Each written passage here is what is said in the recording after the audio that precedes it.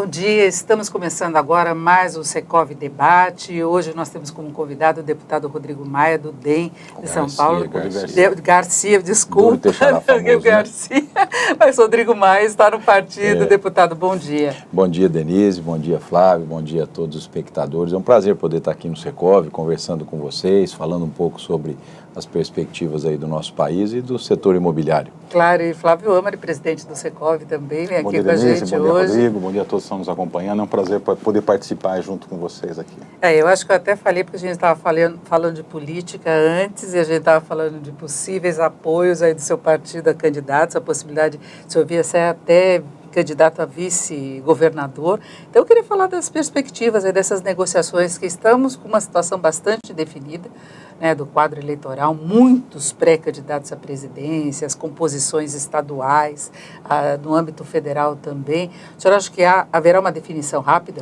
Olha, Denise, eu acho que o reflexo que hoje nós temos dos partidos ainda sem decisão definitiva sobre candidaturas à presidência é muito o reflexo do que a sociedade brasileira vive, né? A política brasileira vive um momento muito delicado, né, de questionamento à política brasileira, de questionamento à autoridade, de desesperança da sociedade por crise econômica, crise ética, né? Então tudo isso faz com que se retarde muito essas decisões, né? O meu partido, a gente no início comentou do presidente da Câmara, o Rodrigo Maia, que é do meu partido, um amigo de muitos e muitos anos, né? Ele tem sido um dos grandes responsáveis por uma agenda econômica para o Brasil que não deixou o Brasil piorar depois do impeachment, né? Foi através das reformas que a Câmara aprovou, conduziu, como reforma trabalhista, PEC do teto de gastos, a terceirização, que o Brasil minimizou um pouco o impacto da crise e parecia que apontava um caminho de recuperação econômica, né? E nós tivemos, infelizmente, as denúncias contra o presidente, questionamentos, enfim, ao governo, e o que a gente vive hoje é ainda uma falta de expectativa dessa retomada como nós esperávamos, né? E além dessa falta de expectativa de retomada de crescimento, isso afeta diretamente a vida dos brasileiros e isso também afeta e retarda um pouco as decisões políticas, né? O meu partido, o Democratas, que é o único partido que eu fui filiado desde os meus 18 anos de idade, né?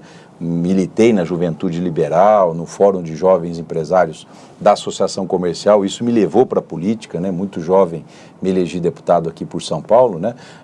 Ele passou por vários momentos da história do Brasil, até chegar um momento que parecia que o Democratas ia desaparecer da política brasileira, né? E acho que a coerência e os quadros que nós tínhamos e a força da nossa voz fez com que nós recuperássemos esse protagonismo a nível nacional, né? E hoje voltamos a ser um partido nacional, né? Um partido que na última eleição não teve um candidato a governador e que nessa tem 8 candidatos a governador. Na última eleição tinha uma bancada de 21 deputados federais, hoje tem 44 deputados federais. Então, acho que toda essa coerência fez com que o Democrata se reposicionasse na política brasileira. Hoje nós temos a presidência do ACM Neto no partido, a presidência do Rodrigo na Câmara, a minha liderança na bancada, o ex-ministro Mendonça, enfim, jovens líderes, o ministro Fernando Coelho, o Fábio Garcia, jovens líderes que estão agora à frente do partido e que têm a perspectiva, enfim, de se posicionar nessa eleição com coerência, né? E principalmente aprovar e nos envolvermos diretamente nas grandes reformas que o Brasil precisa no próximo mandato, né? No próximo mês de julho nós vamos tomar a nossa decisão, né? O Rodrigo Maia é pré-candidato a presidente da República e avalia, enfim, a retirada da sua candidatura para fazer um movimento numa candidatura de centro que represente esse Brasil que nós queremos, né? Com reformas estruturantes, né? E devemos, portanto, nos próximas 2, 3 semanas, ter essa decisão.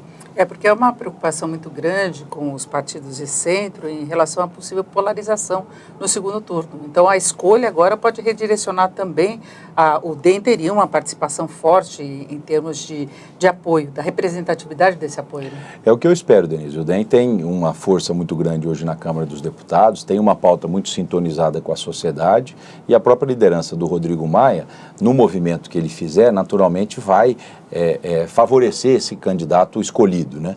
Nós temos dialogado com as mais diversas correntes da política brasileira, eu acho que isso é papel da nova geração e é papel do centro político brasileiro dialogar, né? Nós não podemos ser sectários, dizer aqui eu não converso, desde a extrema direita à extrema esquerda. Agora, isso não significa abrir mão das nossas convicções, nós somos um partido liberal. Um partido que entende que a economia tem um papel importante na geração de oportunidades à sociedade, né? Mas um partido também que entende que o Brasil é um país muito desigual. E existe um ativismo governamental a ser exercido pelo governo para a geração dessa oportunidade. Então, no mês de março desse ano, nós reposicionamos o programa do Democratas, né, trazendo um partido um pouco mais para o centro, reconhecendo essas desigualdades brasileiras, e agora vamos ter que apoiar um candidato que represente essas bandeiras.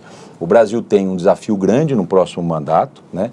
Nós criamos um Estado que não cabe mais dentro do orçamento, nós criamos um Estado de bem-estar social, onde o governo praticamente provém à sociedade de muitos serviços, isso gera um Estado grande, isso gera uma carga tributária grande, e o brasileiro vai precisar escolher um caminho no próximo mandato, né? Nós estamos concluindo nesses próximos 10, 12 anos o chamado bônus demográfico, que é onde o Brasil pode acumular riquezas pelo volume da sua sociedade economicamente ativa, né? Pelo volume de pessoas trabalhando. Em 2030 nós seremos um país de idosos.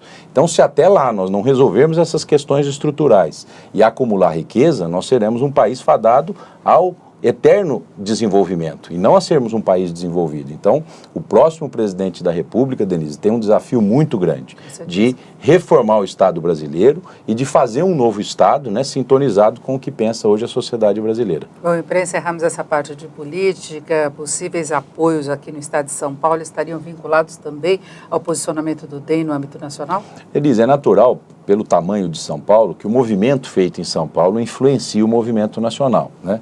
Há 2 semanas atrás, o nosso partido entendeu escolher a candidatura de João Dória como o pré-candidato a governador a ser apoiado pelo partido. Devemos participar da chapa majoritária, temos, por exemplo, o apresentador Luiz Datena, que deve decidir ser candidato ao Senado nos próximos dias, né? Tudo isso faz com que a gente se aproxime do PSDB em São Paulo, que é natural, né? Um pouco a história do Democratas aqui no estado de São Paulo. Isso pode sim ajudar uma decisão nacional. Não tem vínculo, né? A decisão de São Paulo ela foi autônoma, mas naturalmente ajuda um diálogo com o pré-candidato Geraldo Alckmin a nível nacional para uma possível apoio à sua candidatura.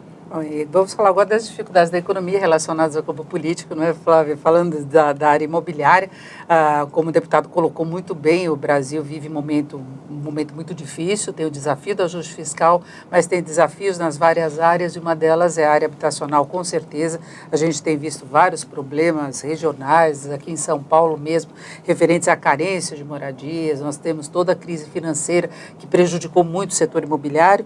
Eu queria saber, deputado, qual seria a sua visão aí no plano nacional? Se levaria também o que já aconteceu em São Paulo, as PPPs seriam uma alternativa, como estimular de fato o setor da construção, o setor imobiliário e também com esse foco no social? Olha, Denise, a construção civil é muito geradora de emprego, né, que é o que o Brasil precisa. O Brasil precisa retomar o emprego, retomar a renda, né, retomar a oportunidade às famílias brasileiras. Aliado a isso, a construção civil, a construção de casa própria é a realização do sonho da família brasileira, né? Então, tudo aquilo que o Estado, seja a nível federal, seja a nível estadual, puder fazer para simplificar, desburocratizar, diminuir custos do mercado imobiliário, para que ele possa gerar emprego e realizar sonho, é o papel do Estado, né? E aqui em São Paulo nós fizemos algumas inovações nesse sentido, como, por exemplo, a primeira parceria público-privada de habitação de interesse social do Brasil, né? Trazendo o setor privado para investir na frente do orçamento público, né? E depois ser remunerado na sequência. Então a PPP foi uma boa experiência, ela está sendo realizada aqui no centro da cidade de São Paulo, ela pode ser replicada para outros grandes centros urbanos, né? Na capital ainda temos mais espaço, principalmente sobre os trilhos do metrô, na região metropolitana também, em algumas grandes cidades do interior, porque ela exige, além do investimento do privado e depois a remuneração do público, né, um nível de receitas acessórias, com comércio, com serviços, para compor a equação econômica da PPP. Então ela não é replicável em pequenas cidades, mas ela é replicável em grandes cidades. Mas além da PPP, nós tivemos boas experiências em São Paulo, como, por exemplo, o programa Casa Paulista, que foi o apoio do governo do estado ao programa federal Minha Casa Minha Vida, né? O Secov, enfim, a Abraim, que participaram intimamente da construção dessa agência paulista da habitação, né? São Paulo é o único estado do Brasil que investe 1% do que arrecada em ICMS na habitação de interesse social, né?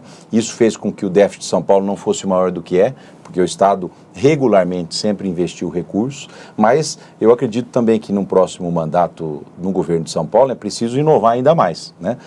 Avaliar muito o papel da estatal que nós temos de construção civil, que é a CDHU, né, que é uma empresa que foi constituída lá atrás, com muito mérito, para o desenvolvimento da política habitacional, avaliar se hoje os custos justificam a empresa como ela está, né, porque o orçamento público deve ser aplicado na sua finalidade, no caso da habitação, construir casa para quem precisa, né. Então, acho que nesse momento de campanha é um bom momento para se discutir a política habitacional de São Paulo, né, e avaliar como o Estado pode avançar mais do que já fez, né. O grande desafio é melhorar aquilo que já anda bem aqui em São Paulo. Eu acho que o Flávio Amari pode falar muito mais da melhoria do que pode ser feito ou deve ser feito para se conseguir mais resultados. Né? Acho que é importante registrar o apoio do Rodrigo, a importância que ele deu para o setor como secretário estadual da habitação e antes também como deputado que foi e até na saída da secretaria, todas as atividades que ele tem e essa relação, até por conhecer bastante o setor, todas as ações dele sempre foi feita em conjunto. Todas as decisões na secretaria, nós compartilhamos, discutimos, construímos em 4 mãos. E eu queria engatar já, não como debatedor, mas até fazer uma pergunta para o Rodrigo, Denise, indo nessa linha da CDHU. Como é que você acha que devia ser, Rodrigo, esse desenho, considerando que você viveu lá dentro da secretaria, como é que você encara a CDHU com uma visão de longo prazo? Olha, o que eu penso, Flávio? Nós temos que focar o investimento público na finalidade. No caso da habitação, construir casa. Quanto menos dinheiro se gastar na mediação disso, melhor. Sobra mais para a construção de casa. E o conceito de subsídio que nós temos que ter na área da habitação é o conceito daquilo que falta para a família, mesmo de baixa renda, entre o que ela pode ter de financiamento e entre o que custa o imóvel, o Estado cobrir essa diferença. Toda família, mesmo que de baixa renda, Denise, ela tem uma capacidade pequena de financiamento. Então, soma-se essa capacidade a diferença do subsídio. Quem ganha menos terá menos financiamento, portanto, precisará de mais subsídio. Quem ganha mais vai precisar de menos subsídio. Mas sair da necessidade de produção própria, de licitação, de contratação pelo Estado, de construtoras para produzir esse tipo de imóvel, né? É muito mais fácil nós trabalharmos com cartas de crédito, com cheque e moradia para a família de baixa renda, para completar o que falta para ela comprar o seu imóvel e ela buscar no mercado, né, aquilo que tem disponível ou o próprio mercado criar produtos e fazer produtos para que essa família possa adquirir, né? Então eu acho que anos atrás, a CDHU fez 50 anos, né? Você não tinha um mercado imobiliário tão organizado como nós temos hoje no Brasil, né? Então hoje talvez não tenha mais necessidade de uma estatal, né, com este objetivo. Talvez reduzir, fazer com que a CDHU fique no planejamento urbano, que a CDHU fique na arquitetura urbanística desses residenciais, né, aproveitar a expertise que ela tem, né, mas não necessariamente ela ficar contratando obras no interior por meio de licitação. Muitas vezes obras que demoram anos, muitas vezes licitações que as empresas mergulham no preço e depois elas ficam anos e anos para resolver esse imbróglio jurídico, né? Talvez fazer um modelo do Minha Casa Minha Vida, né? Com um controle de qualidade da CDHU, que é uma empresa que tem muitos técnicos, e o Secov sabe disso, com muita experiência, né? Mas ela ficar muito mais como orientadora da política pública e reguladora dessa política pública do dinheiro do Estado, e não mais como executora na ponta da linha, né? Hoje, se eu não me engano, os números chegam aí quase 20 mil unidades em obras hoje contratadas pela CDHU, né? Ao passo que no Casa Paulista nós fizemos quase 100 mil. Né? Então é muito mais fácil, muito mais rápido. O mercado dá a solução para o poder público, né? E o poder público apoiar diretamente a família, não o mercado, no subsídio que falta para ela adquirir o seu imóvel. Então é algo que nós já estamos pensando, enfim, e dialogando com o programa de governo da campanha do pré-candidato João Dória para pensar num novo modelo. Acho que nós não podemos parar de inovar, né? Parar de pensar em alternativas para que o orçamento público chegue mais rápido nas famílias mais carentes. Eu acho que um dos grandes problemas seria compatibilizar o custo do imóvel, né, com a capacidade de compra de boa parte da população, inclusive porque nós tivemos agravamento dessa situação pela crise econômica, pelo desemprego. Então, há uma necessidade de uma reestruturação pensando nesse momento. Sem dúvida, conciliando um pouco a capacidade de pagamento com o custo do imóvel, né? Por isso, muitas vezes, as parcerias que se tem com as prefeituras, Denise, aqui em São Paulo, elas doam um terreno, entram com alguma infraestrutura, né? O Estado entrando com esse subsídio, né? E o mercado talvez produzindo mais barato do que a produção direta pelo Estado, via licitação, via 8666. Eu acho que o programa Minha Casa Minha Vida a nível federal também passará por uma grande reestruturação no próximo mandato nacional, né? No próximo mandato de presidente da República. São Paulo tem que estar sintonizado e sempre um passo à frente, né? Criando alternativas de atendimento habitacional para a população mais carente. Um outro programa, Denise, que o Rodrigo fez na Secretaria, que é importante e mostra essa forma de construir em conjunto com a iniciativa privada, foi um programa de lote urbanizado. Ou seja, o lote urbanizado também é uma forma de minimizar o déficit habitacional. E a gente tem buscado isso. Em nível federal também foi feito o Produlote com a Caixa Econômica Federal, lançado pelo presidente Temer aqui no Secov, e o Rodrigo também fez em conjunto conosco no Secov, com o pessoal da Elo, um programa do lote urbanizado, que também é uma forma de minimizar o déficit habitacional no estado de São Paulo, que, como falou o Rodrigo, ele é muito menor quando comparado em números absolutos do que a hora que a gente olha, principalmente nos estados do Norte e Nordeste, toda a dificuldade que existe. Sem dúvida. O programa de lote acho que vai ao encontro da necessidade das famílias de São Paulo, né? Parte das famílias carentes, ela tem uma pequena poupança para a produção de uma unidade habitacional da obra. Mas, às vezes, se ela gastar esse dinheiro que ela tem com a compra do lote, ela fica sem o dinheiro da casa, né? Então, eu acho que você tem que ter alternativas da política habitacional para atender a todo tipo de público. Agora, o que vai resolver, Denise, o déficit habitacional, né, é o crescimento econômico. Não tem caminho, né? Se o Brasil não voltar a crescer, se as famílias não voltarem a ter a renda, a empoderarem do ponto de vista econômico, dificilmente o Estado terá recursos de subsídio para atender todas as famílias, né? Então, é fundamental a retomada do crescimento econômico. Para isso, as bases econômicas do Brasil no próximo mandato de presidente vão precisar estar bem claras, né? Vai ocorrer um esforço inicial, né, talvez não chamo de sacrifício, mas uma compreensão da sociedade brasileira no início do próximo mandato, da necessidade das reformas, né, para que a gente possa ter um país que volte a crescer e as pessoas voltem a ter emprego, renda e com isso ter capacidade própria de adquirir um imóvel, né. Nós vivemos anos dourados no passado, né, mas nós sempre apontávamos como oposição ao governo do PT que era um amor de carnaval, que aquilo lá não duraria para sempre, porque nós tínhamos um Estado que crescia cada vez mais, um orçamento público cada vez mais tomado pelas despesas obrigatórias, né, que deixava praticamente o governo sem espaço de investimento. O orçamento do Brasil no ano passado foi de 1,4 trilhão de reais. E o governo federal investiu pouco mais de 30 bilhões, né? Ou seja, investiu quase nada, uma fração do orçamento. E é o investimento público somado a um bom ambiente de negócios, né, que gera a oportunidade de emprego no Brasil, né? Então, o desafio no próximo mandato é muito grande, né? Eu sempre tenho dito que o Brasil foi tomado pelas corporações públicas e privadas. Se você vai lá em Brasília, eu como líder de uma bancada importante, que é o Democratas, você observa que parte do orçamento público está consumindo por desonerações, né, que foram benefícios fiscais dados a setores no Brasil que falta uma análise crítica. No ano passado consumiu mais de 300 bilhões de reais essas desonerações. Precisamos avaliar, será que isso é necessário? Ou será que nós estamos prestigiando setores que hoje são ineficientes, né? Então precisa ter um olhar crítico. E do outro lado, as corporações públicas, né? O nível de aumento no funcionalismo público, o nível salarial hoje do funcionalismo público, não são todos, mas tem uma grande parte, que é incompatível hoje com o país que nós temos, né? Então, nós precisamos rever as corporações privadas que têm benefícios fiscais e precisamos reavaliar as corporações públicas que legitimamente foram buscando seus direitos, buscando melhorar a sua remuneração, mas faltou um olhar crítico do Estado brasileiro dizendo o seguinte, agora não dá mais, né? E é o resultado que nós temos hoje, um orçamento com déficit de 160 bilhões de reais por ano, né?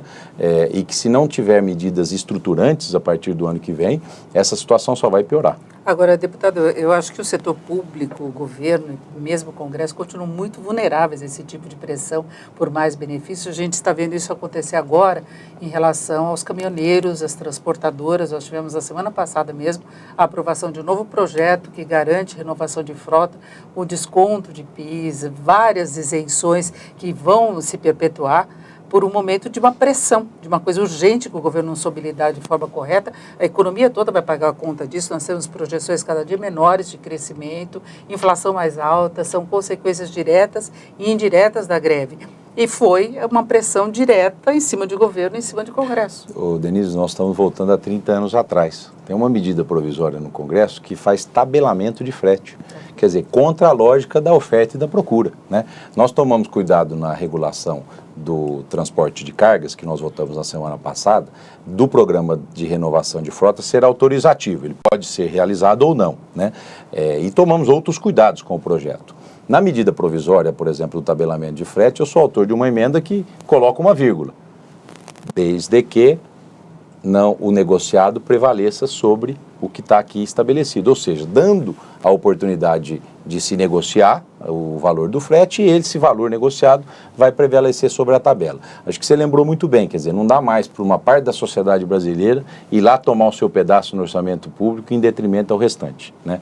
É hora de olhar isso com muito cuidado, né, para que o Brasil possa fazer as reformas necessárias no ano que vem, e a primeira delas é a reforma da Previdência, né, para que a gente tenha um regime único entre setor público e setor privado, né, e outras tantas que virão, a reforma fiscal, a reforma tributária, que eu defendo que ela seja precedida de uma reforma do Estado, porque fazer reforma tributária num momento onde o governo gasta mais do que arrecada é para aumentar imposto, não é para diminuir. Então, que se faça a lição de casa, se reestruture um pouco o Estado brasileiro para que depois a gente consiga fazer a reforma tributária, né? Eu acho que o desafio é muito grande, por isso que o brasileiro precisa ficar atento que essas eleições vai ser um divisor de água para o futuro do Brasil. E Flávio, o setor sentiu também na construção, o setor imobiliário, os efeitos da greve dos caminhoneiros, toda essa questão do frete, também pega o setor, né? A gente começa a ver, a gente estava comentando aqui os números do Boletim Focus, a gente tem visto a cada nova semana, a cada segunda-feira, quando a gente recebe aquele e-mail do Banco Central, a diminuição da expectativa de crescimento, o aumento da inflação, o aumento do câmbio, ou seja, os números vão se degradando. Isso traz também consequências negativas para a expectativa de investimento, para a tomada de decisão da compra da casa própria. E eu vejo o trabalho do Rodrigo, eu tive na semana passada, ou retrasada, em Brasília, conversando um outro assunto que a gente pode até falar um pouquinho também, que é do distrato, mas a gente estava conversando também sobre o distrato, e acompanhei a dificuldade hoje parlamentar que existe de outros deputados, não sei se posso falar, Rodrigo, mas vou comentar aqui, da dificuldade da pressão de outros parlamentares, do mesmo partido ou de outro partido, no tema da criação de novos municípios, ou seja, no caminho oposto do que a gente precisa hoje. E a dificuldade do Rodrigo em ali defender que não é oportuno votar isso, que o país não precisa disso agora, que a gente precisa exatamente do contrário. Então a gente vê a dificuldade que existe para os parlamentares com essa filosofia. E é importante o apoio da sociedade para os parlamentares que defendem um Estado menor, as reformas todas, para que isso traga consequência positiva nos números da economia. E já vou engatar aqui, Denise, vou dar uma de entrevistadora aqui mais ou menos, mas você acha, Rodrigo, que nós temos mais 6 meses até o final do ano para começar um novo governo. Se a gente continuar nessa semana após semana, com esses números se degradando, nós vamos chegar no final do ano com mais um PIB negativo, talvez. Tomara que não. Você acha que tem espaço ainda para os próximos 6 meses a gente ter alguma melhora no cenário econômico? Olha, não tão combinado com esse crescimento, talvez, que talvez seja resultado até das pesquisas eleitorais isso, mas temos expectativa positiva? Eu queria até acrescentar uma coisa em relação à agenda econômica, eu acho que é importante, que aí o Rodrigo Maia mesmo, ele chegou a falar da possibilidade, talvez, de depois das eleições, se tentar de novo fazer alguma coisa em relação à reforma da Previdência. Eu acho muito difícil, a gente não vê essa disposição toda do Congresso para discutir temas polêmicos, mas garantida a eleição, que é uma coisa que pesa muito para o político, será que haveria alguma possibilidade? Olha, Denise, vou começar pela sua pergunta. A reforma da Previdência pode ser votada esse ano pelo Congresso, depende de quem ganhar a eleição nacional. Porque se é um candidato que a defenda, que ganhe e seja legitimado pela sociedade como o futuro presidente da República e faça um apelo ao Congresso para que ele possa se debruçar sobre a reforma da Previdência, eu não tenho dúvida que ela tem condições de ser aprovada esse ano. Vai depender da eleição. Como também, Flávio, vai depender da eleição a questão econômica, né? A economia vive de versão, não vive de fato, né? Do ponto de vista fiscal, é importante dizer que nós estamos tomando todo o cuidado, né, para que a gente crie condições para que o presidente Temer conclua o seu mandato, faltam 6 meses, e também para que o próximo presidente tenha o primeiro semestre de 2019 com o equilíbrio das contas. Para isso, nós votamos um projeto importante, eu estou voltando para Brasília agora à noite para concluir a votação, que é a permissão para a venda do governo brasileiro de barris de petróleo do pré-sal, que a gente chama tecnicamente de cessão onerosa. Nós temos uma estimativa de quase 100 bilhões de reais, são 20 bilhões de dólares, 20 e poucos bilhões de dólares, de leilões que serão feitos de barris do pré-sal. Esse recurso entra no Caixa da União e ele vai dar folga fiscal para este governo e para o começo do próximo. Lembrando que os dois governos estão sobre o teto de gastos aprovados pelo Congresso, né? Então, eu acredito que do ponto de vista real, o Brasil, com as dificuldades e com o déficit aprovado, está equilibrado. Mas a economia vive da versão e a eleição contamina muito a questão econômica. Então, naturalmente, nós vamos ter muita especulação. O governo não consegue segurar essa especulação. O governo tentou entrar para segurar o valor do dólar, colocou lá 20 bilhões de dólares em venda, não fez nem, não mexeu muito com o câmbio, né? Então o câmbio continua com esse viés de alta. O governo está tentando no Tesouro equilibrar essas contas para não projetar juro futuro maior, mas o juro futuro está crescendo, né? Então, o governo não consegue viver com essa especulação. Então, só a estabilidade do processo eleitoral, nas decisões dos partidos no mês que vem, né, e a largada da eleição é que vai dar ao mercado a segurança dele dizer, olha, o Brasil vai para cá ou vai para lá, e se precificar isso com antecedência. Então, nós vamos viver com muita especulação durante a campanha e se tiver um candidato vencedor, Denise, que aprove a reforma da Previdência, eu acho possível a votação dela ainda esse ano. Agora, deputado, a demora de articulação dos partidos, de formação de alianças, não cria um clima de instabilidade maior, porque não se sabe sequer quem serão, de fato, candidatos à presidência, e depois o posicionamento do Congresso em relação a algumas propostas, por exemplo, o tempo que se perdeu e que continua aí quase como uma ameaça, de uma CPI envolvendo a Lava Jato, que eu acho que é uma coisa que seria muito mal recebida pela sociedade, que seria mais uma demonstração de que a classe política não quer que investigações avancem, é aquela história de corrupção, de falta de compromisso mesmo. Tem um posicionamento meio equivocado também por aí, não tem? Eu acho que é a tempestade perfeita, né, Denise? O Congresso é composto por 513 parlamentares, dos mais diversos partidos, das mais diversas correntes ideológicas. Nós temos uma pulverização partidária que causa um pouco essa confusão, né? A dificuldade do mínimo de consenso para alguma coisa, né? Então nós estamos vivendo esse momento, né? Uma desarrumação total na política brasileira. Eu acho que o início da eleição, as coisas começam a voltar um pouco para o lugar, e acho que no mês de setembro, que é o último mês antes da eleição, é o mês onde o brasileiro se liga na campanha, né? Então eu espero que a gente possa ter essas eleições, que serão muito curtas, né? São 45 dias de campanha, é a primeira na eleição nacional tão curta que assim, né? Nós tivemos a eleição de prefeito já nessas regras, mas a de presidente, a de governador vai ser a primeira. Então o brasileiro vai se adaptar um pouco a essa nova realidade, né? O Congresso é um Congresso pulverizado, com muitos partidos, né? Cada um lá defende a sua voz. O Amari colocou um pouco a vivência, ele passou lá um período comigo e viu as dificuldades dentro do próprio partido, né, que é um partido liberal, de posições diferentes, imagine em relação a outros partidos, né? Então o que a gente tem é que ter muito cuidado, muita responsabilidade com o que se vota, o que se faz nesse momento no Congresso, né?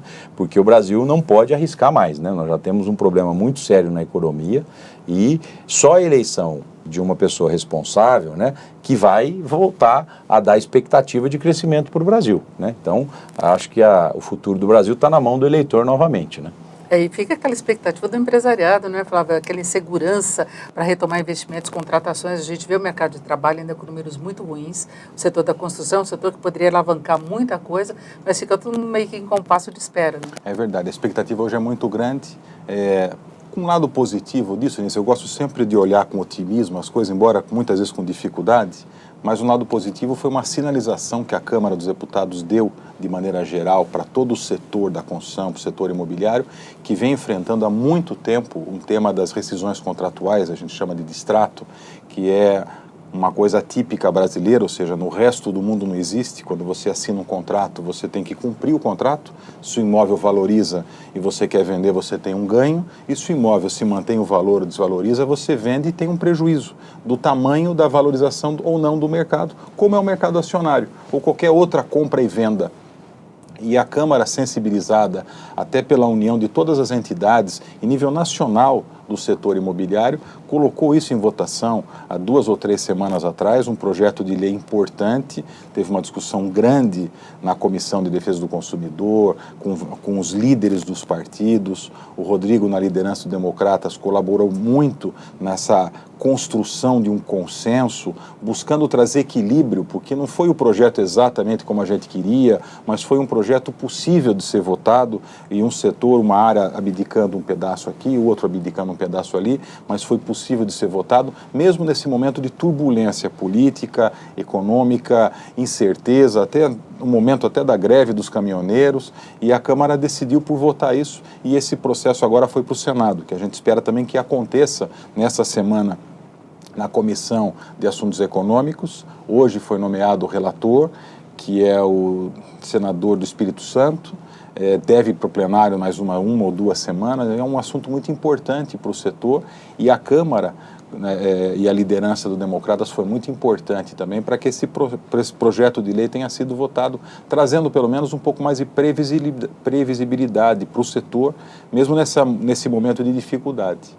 É importante avançar com a agenda, né? Sem dúvida, Denise. Eu acho que a lei dos distratos, ela é uma lei positiva para o Brasil, porque quando a regra é clara, todos se adaptam a ela, né? E existiu uma confusão, muitas vezes a justiça julgando diferentemente a questão dos distratos. E acho que o distrato é um bom exemplo de segurança jurídica que um setor da economia precisa, né, para poder retomar seus investimentos, né? Então acho que o mercado imobiliário, tendo esse instrumento em definitivo, aprovado pelo Senado, né, ele vai olhar a questão macroeconômica, vai olhar a previsão da retomada de investimento com a segurança jurídica que essa lei traz, né? Como a lei do distrato, você pode repetir inúmeras outras leis necessárias para outros setores, né? Porque o Brasil, muitas vezes, com a confusão legislativa e com o ativismo do judiciário, né, ele tem gerado uma insegurança no setor produtivo que faz com que o setor produtivo se feche e não queira mais investir. E nós precisamos desse investimento. O governo brasileiro precisa estar com as suas contas equilibradas para que o mercado privado tenha condição de investir.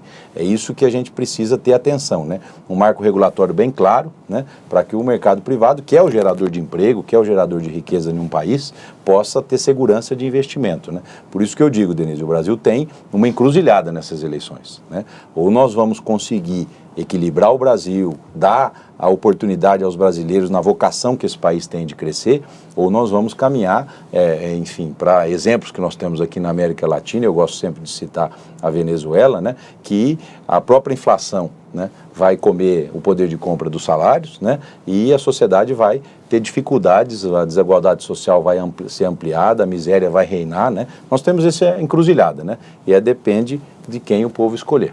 E os investidores têm uma boa vontade em relação ao Brasil, que a gente vê que não é um país fácil de se lidar, que não tem um bom ambiente de negócio, mas qualquer brecha de crescimento, o Brasil volta a atrair muitos investimentos, e aí nós temos alguns candidatos querendo quebrar algumas regras, marcos regulatórios, como o senhor colocou. Eu acho que isso traz mais incerteza. A gente já teve alterações importantíssimas, aí, pesadas na época do governo Dilma em relação ao setor de energia. Então nós temos muitas idas e vindas. Agora, uma coisa que eu queria colocar, que o senhor chamou a atenção logo no começo, é que o próximo ano vai ser difícil. Talvez os próximos sejam em termos de ajuste das contas públicas. Então vai ser muito importante se cuidar dessa questão regulatória, não é, de ambiente de negócios, revendo alguns pontos de burocracia, de tributação, para que se possa estimular o investimento privado. Porque o governo vai estar ainda cuidando de casa, não é, de fazer a lição de casa. Sem dúvida, Denise. Acho que o governo tem essa lição de casa de reestruturação de Estado, diminuição de despesas, reformas estruturantes em relação ao governo, né? Mas em paralelo nós não podemos ficar fazendo só isso e esquecer que o Brasil precisa crescer, que a população precisa pagar o seu boleto no final do mês, precisa ter a sua comida no prato. Então acho que o grande segredo é fazer essa lição de casa para dentro, mas criar um ambiente de negócios favorável para que a iniciativa privada e o setor produtivo brasileiros, que por vocação é empreendedor, né, possa fazer os investimentos e minimizar as dificuldades dessa travessia, né? Quando a gente começa a olhar o cenário econômico do governo nos próximos mandatos, você vê que o governo pode passar 3 ou 4 anos com déficit, né?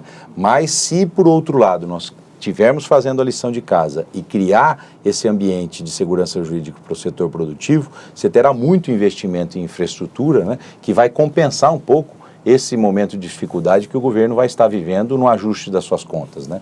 Então eu espero que o próximo presidente tenha essa clareza, né, de que tem uma reforma grande a ser feita pelo Estado e, em paralelo, nós temos que criar essa condição e esse ambiente de negócio para o brasileiro empreender, né, e voltar a gerar emprego e renda. E aí não depende só do governo federal. O Flávio estava falando das dificuldades de negociação com o Congresso.